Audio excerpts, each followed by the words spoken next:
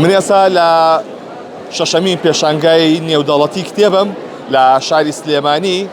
ئەم کتێبی کە بەدەست منەوەیە بە ناوی دڕک و مێخەکی یەحیا سینوارە کە لە نووسینی ئەوە یەکێکە لە پڕفرۆشترین کتێبەکان لە پێشانگای کتێبی سلێمانی. من ئەمەیە بچمە لای خاوەنی ئەو ناوەندەی کە ئەم کتێبیان هەیە بزانین تا چەندی خواستی لەسەرە. کاک مەریوان حامید، کاک مەریوان سڵاو لێ بێ. ئەم کتێبە تا چەندی خواستی لەسەرە، ئەو تەمەنانە چێن کەیکڕن؟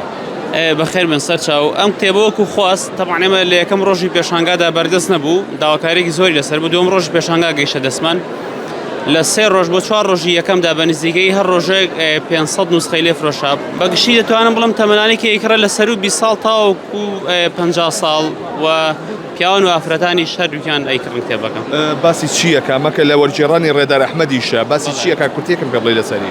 کتێبەکە تەبعاً نووسەری کتێبەکە کە یەحیا سینوارە خۆی شۆڕژگەڕێکی فەلەستین بووە. ئەوەی کە باس دەکات لەم کتێبەدا باسی ژیانی ئاسایی هەر تاکێکی فەلەستین دەکات لەژێر داگیرکاری حکوومەتی ئیسرائیلدا.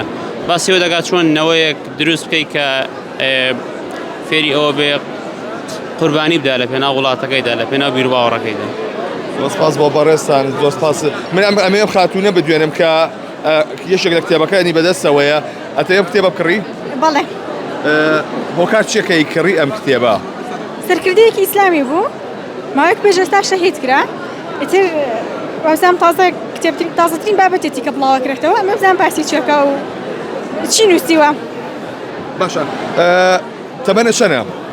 90 ساڵ.